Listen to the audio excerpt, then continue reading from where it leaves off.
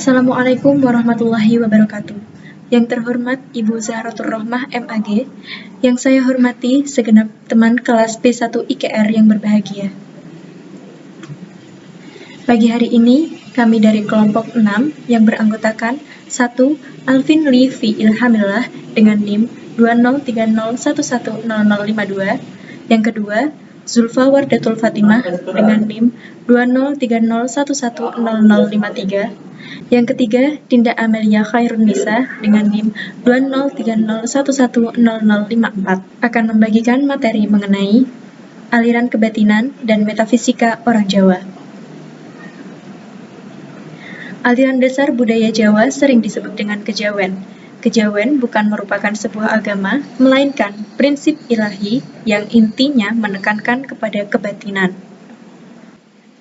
Aliran kebatinan ini bertujuan untuk meresapi segala yang ada dalam kehidupan dan bertujuan untuk membiasakan diri dengan kehidupan yang berhubungan dengan Tuhan. Kebatinan berasal dari bahasa Arab batin yang berarti jiwa, rohani, atau perasaan. Kaitannya dengan ilmu batin adalah ilmu yang mengubah kebatinan manusia untuk mendapatkan ketenangan dan emosi positif dari dalam diri manusia. Kebatinan Jawa adalah peninggalan tradisi Jawa sebelum datangnya agama-agama besar seperti Hindu, Buddha, Islam, dan Kristen. Dalam kajian Kuncoro Ningrat, Islam kejawen dapat diartikan dengan praktik-praktik yang menggabungkan antara budaya Jawa dengan Islam. Kebudayaan Jawa sendiri adalah perpaduan antara animisme, dinamisme, Hindu, dan Buddha. Kemudian ada juga yang dinamakan dengan metafisika.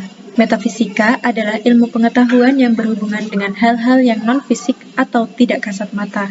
Yang pertama, kita akan membahas tentang sejarah kebatinan Jawa. Kebatinan Jawa telah ada sejak berdirinya bangsa Indonesia. Pada tanggal 19 dan 20 Agustus 1955, di Semarang diadakan sebuah kongres untuk menyatukan puluhan budaya kejawen yang ada di seluruh daerah di Jawa. Kemudian, pada tanggal 7 Agustus tahun 1956, tepat 1 tahun setelah kongres yang pertama, diadakan kongres yang kedua yang berlokasi di Surakarta. Kongres yang kedua ini dihadiri oleh 2.000 peserta yang mewakili dari 100 organisasi. Kemudian pertemuan-pertemuan itu berhasil mendirikan sebuah organisasi yang dinamakan BKKI. Badan Kongres Kebatinan Indonesia. Awalnya kebudayaan Jawa hanya diikuti oleh 200 orang. Kemudian, dalam perkembangannya, menjadi banyak orang yang semakin mengikuti kebudayaan Jawa tersebut. Sebagian kecil dari budaya kebatinan ini biasanya berisi 200 orang, namun ada juga yang berisi sampai 1.000 orang. Tersebar di berbagai kota di Jawa dan terorganisasi dalam cabang-cabang. Dan 5 aliran yang tersebar adalah Harda Pusara dari Purworejo, Susila Budi Dharma, Subud, yang asalnya berkembang di Semarang, Paguyuban Ngesti Tunggal atau Pangestu dari Surakarta, Paguyuban Sumarah, dan Sapta dari Yogyakarta. Assalamualaikum warahmatullahi wabarakatuh. Saya Alvin Lee Ilhamillah dari kelompok 7 IBL akan mempresentasikan tentang aliran kebatinan di masyarakat Jawa dan praktiknya. Langsung saja. Poin aliran kebatinan di masyarakat Jawa. Dalam bukunya yang berjudul Agama Asli Indonesia, Rahmat Subagio menyebutkan bahwa gerakan kebatinan merupakan regenerasi agama Indonesia yang berusaha menggali harta terpendam dari pusaka kebudayaan asli, merehabilitasi nilai-nilai hidup yang terancam mati oleh ilmu pengetahuan modern, serta menjawab tantangan faham-faham sekulerisme, materialisme, dan rasionalisme. Ada 3 ajaran yang paling utama dalam aliran kebatinan, yaitu 1. Ajaran ketuhanan. Dalam berbagai aliran kebatinan, Tuhan digambarkan dengan sifat transenden, yaitu tidak bisa digambarkan dengan apa-apa. Namun Tuhan juga bersifat imanen, yaitu secara esensi dalam alam dan keberadaannya dalam diri manusia diwakili oleh roh suci, purusa, dan atma. Semua itu tidak terpisahkan dari Tuhan sebagai asalnya. 2. Ajaran tentang manusia. Ungkapan man arofa nafsahu faqad arofa robbahu berlaku di sini dalam artian nafsun, jiwa atau jiwa yang dimaksudkan adalah manusia, mempunyai persamaan esensi dengan Rabbun, Tuhan, dan Tuhan secara esensial telah berada dalam diri manusia. Menurut ajaran kebatinan, manusia diciptakan oleh Tuhan melalui suatu proses tanazul, semacam proses emanasi, di mana Tuhan menjemahkan diri dalam beberapa pangkat emanasi dari wujudnya yang gaib sampai pada akhirnya bermuara pada terwujudnya yang gaib, sampai bermuara pada terwujudnya manusia yang terdiri dari unsur jasmani rohani yang disebut sebagai insan. 3. Ajaran tentang alam. Pembagian alam ada dua, yaitu alam gaib dan alam lahir. Alam gaib terdiri dari alam sonyaruri, alam kesunyatan, alam azali abadi, sangkan paraning dumadi, sampai dengan alam para makhluk halus, roh-roh dan dunia batin manusia. Lalu alam lahir terdiri dari alam besar, alam semesta atau jagat gede dalam bahasa Jawanya, dan alam kecil atau alam cilik dalam bahasa Jawanya. Menurut Profesor Jojo Diguno, sarjana hukum, berdasarkan hasil penelitiannya di Indonesia, aliran kebatinan dibedakan menjadi 4, yaitu 1. Golongan yang hendak menggunakan kekuatan gaib untuk melayani berbagai keperluan manusia atau ilmu gaib. 2. Golongan yang berusaha untuk mempersatukan jiwa manusia dengan Tuhan agar dapat merasakan dan mengetahui hidup di alam baka sebelum manusia itu mengalami mati. 3. Golongan yang berniat mengenal Tuhan dan menebus dalam rahasia ketuhanan sebagai tempat asal dan kembalinya manusia.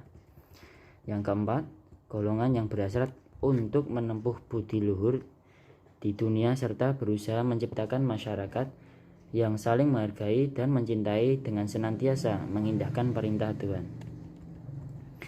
Ilmu kebatinan pada umumnya bermaksud untuk menemukan jalan yang dapat menempatkan manusia pada tempat yang sewajarnya di tengah-tengah masyarakat di dunia dan juga dalam hubungannya dengan Tuhan. Ilmu kebatinan memberikan ajaran kepada para penganutnya tentang bagaimana mereka harus mengatur hidupnya. Selain itu, dalam ilmu kebatinan, pelaksanaan syarat-syarat ilmu tergantung dari individu masing-masing. Poin yang kedua, praktik kebatinan di masyarakat Jawa. Dalam praktiknya, kebatinan dipimpin oleh seorang guru atau sesepuh yang dianggap sebagai tokoh utama komunitas tersebut. Pada tingkatan awal, mereka menjalankan laku, yaitu bersujud atau menembah. Bentuk aktivitasnya sangat bervariatif. Ada yang seperti ritual beribadat dalam Islam atau mengikuti praktik mistik dari macam-macam kombinasi agama. Pada tahap selanjutnya, perjumpaan dengan kebenaran, sebuah pemahaman mendalam bahwa satu-satunya jalan untuk mengabdi adalah sebagai hamba Tuhan yang bergantung pada skema kosmisme besar, yang oleh aliran kebatinan diekspresikan dengan sujud pengheningan, dan pada puncaknya adalah menyatunya hamba dengan Tuhan atau union mistik. Pada tahap ini, aliran kebatinan menempuh jalan mistik yang sungguh berat dan mensyaratkan adanya ketekatan atas tujuan, yaitu dengan berkomplementasi penuh untuk mengatasi aspek-aspek lahir. Perkenalkan, nama saya Dinda Amelia Hairunisa dengan NIM 2030110054. D. Praktik tapa. Salah satu ciri mistik kejawen adalah tata cara hidup yang diwarnai dengan laku spiritual seperti tapa brata, tirakat, ngurang-ngurangi, dan lain-lainnya. Berbicara tentang tapa brata, tapa, bertapa, seringkali kita memikirkan bahwa bertapa itu kegiatan yang dilakukan dengan cara bersila, duduk bersila, tangan melongkup di depan, dan tempatnya itu di tempat-tempat yang sepi, seperti di gua, di hutan, di bawah pohon, dan lain-lain.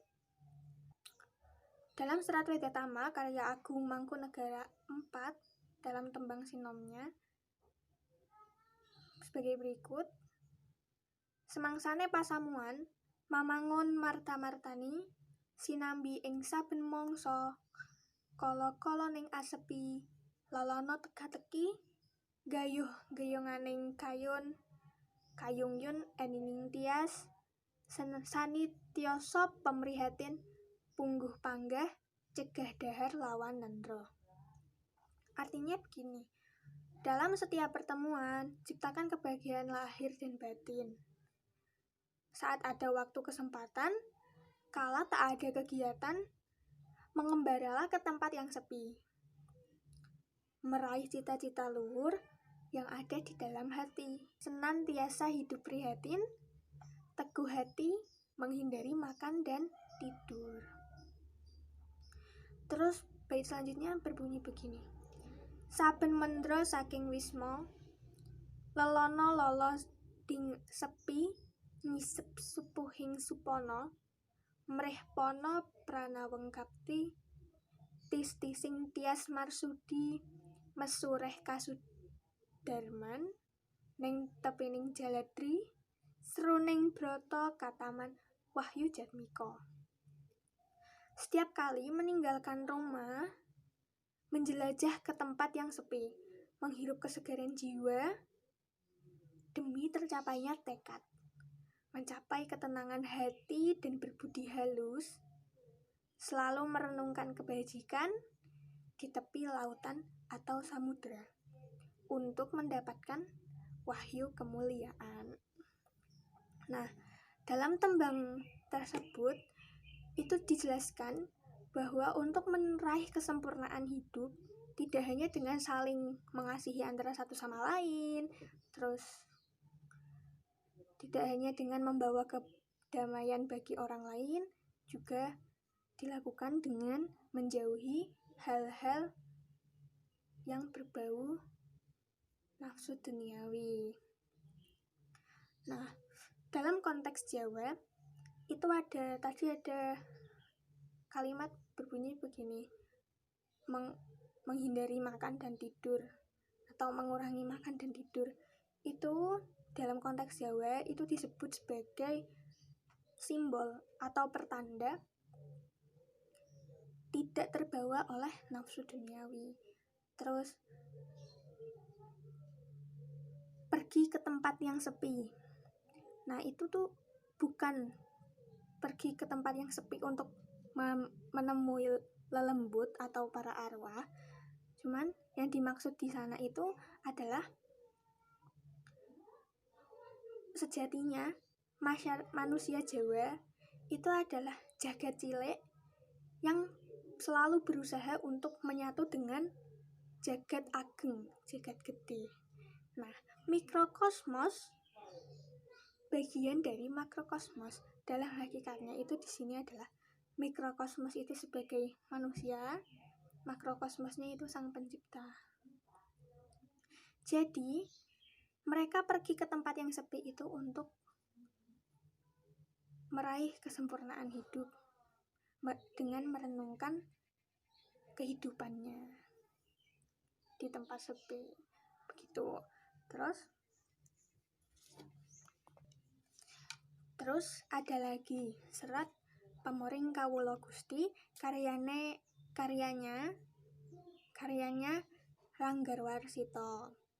Itu di dalam sana, di beberapa tembangnya itu dijelaskan bahwa manusia itu dianjurkan untuk melakukan 7 tapa. Yaitu tapa JB HBS CH. Yang pertama, tapa J, jasad. Itu contohnya adalah untuk sebagai manusia tidaklah mempunyai sifat benci. Jadi, itu ikhlas walau tersakiti. Nah, yang kedua, tapa budi itu menyelaraskan antara hati, ucapan, dan tindakan. Yang ketiga, tapa hawa nafsu. Itu maksudnya adalah contohnya kita sebagai manusia adalah selalu bersikap sabar dan alim, saling memaafkan satu sama lainnya. Yang keempat, tapa brata atau rasa sejati. Itu sebagai manusia kita harus bersifat tenang, terus bersikap tafakur. Terus yang kelima, tapa sukma, itu kita dianjurkan untuk rendah hati, berusaha menyenangkan orang lain.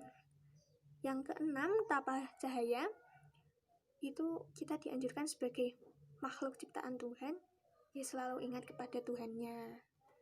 Yang terakhir, tapa hidup, itu kita dianjurkan untuk selalu berhati-hati. Itu kan tapa hidup, tapa anugerah hidup. Jadi selalu berhati-hati dalam bertindak dan pasrah kepada Sang Pencipta. Nah, kalau dilihat dari segi tata cara bertapanya, itu dari J. Knebel itu ada beberapa tapa. Yang pertama tapa ngalong. Tapa ngalong itu tapa yang dilakukan dengan bergantung terbalik, yaitu kakinya diikat di atas di dahan pohon. Kakinya yang diikat di dahan pohon. Nah, yang kedua tapa ngeluat, itu bersemadi di samping makam nenek moyang dengan jangka waktu tertentu.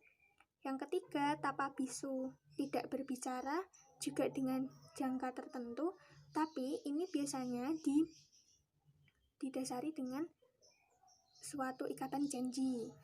Terus yang keempat, tapa bolot, itu tidak membersihkan diri. Ini juga biasanya ada janjinya dulu. Terus habis itu tapa ngidang, jalan menyingkir ke hutan.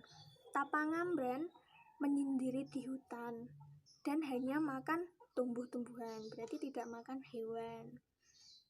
Terus tapa ngeli itu membiarkan diri dihanyutkan arus sungai, arus air itu di atas sebuah rakit. Terus tapa tilem, dia hanya tidur terus tanpa makan, itu juga dalam jangka waktu tertentu. Ini juga biasanya ada janjinya. Terus mutih, tapa mutih itu cuma makan nasi tanpa makan lauk pauk. Terus yang terakhir adalah tapa mangan. Itu tapa yang dilakukan dengan tidak tidur tapi boleh makan. Itu juga dalam jangka tertentu. Nah, hanya itu yang bisa saya sampaikan. Kurang lebihnya minta maaf.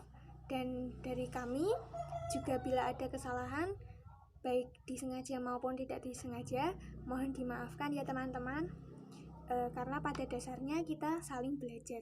Jadi ini kita presentasi dengan semampu kita, sebisa kita.